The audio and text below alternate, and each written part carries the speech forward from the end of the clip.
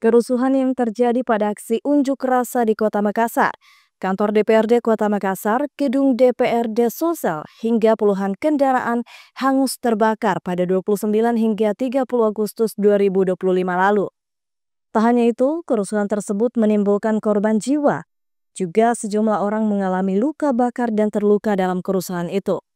Aparat gabungan TNI Polri terus berjaga dan melakukan evakuasi serta pengamanan di sekitar titik kerusuhan. Pemerintah Provinsi Sulawesi Selatan kini fokus menangani korban serta melakukan langkah pemulihan agar situasi kembali kondusif.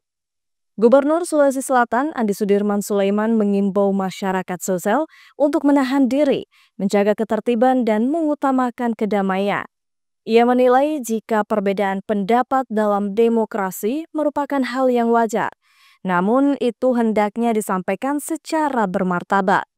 Bahkan dengan sangat berduka, kita kehilangan 3 saudara kita akibat kebakaran di gedung DPRD Kota Makassar.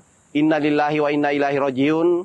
Tentu kita berduka yang mendalam atas nama pemerintah Provinsi Sulawesi Selatan dan jajaran Forkopimda Sulawesi Selatan. Saya mengajak kepada seluruh masyarakat Sulawesi Selatan untuk menahan diri, menjaga ketertiban serta mengutamakan kedamaian di Sulawesi Selatan. Perbedaan pendapat dan penyampaian aspirasi adalah hal yang wajar dalam demokrasi ini.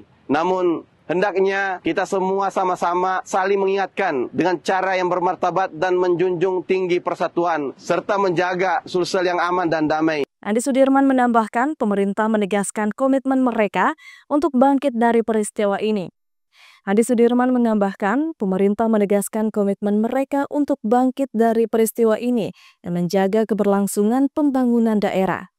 Sejumlah seruan damai juga disuarakan, diantaranya dari Menteri Agama Republik Indonesia Nasaruddin Umar yang mengunjungi langsung korban dan keluarga korban kerusuhan. Rahmati Ardi, Unhas TV.